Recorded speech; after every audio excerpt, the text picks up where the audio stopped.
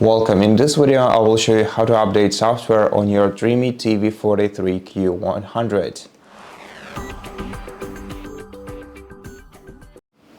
To update software on your TV, first you have to press the gear button on your remote control to open the quick settings menu.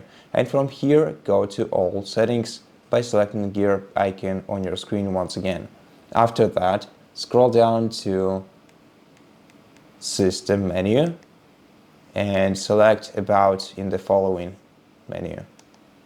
Then go to System Update. Make sure that your device is connected to the internet and let your TV check for available updates.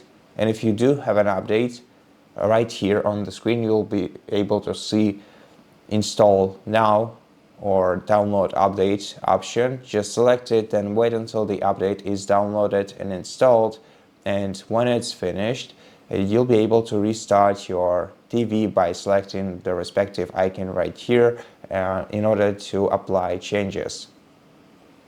And that's it. Thank you for watching this video. If you liked it, please consider subscribing to our channel, leave us a like and a comment below, and I'll see you in the next one.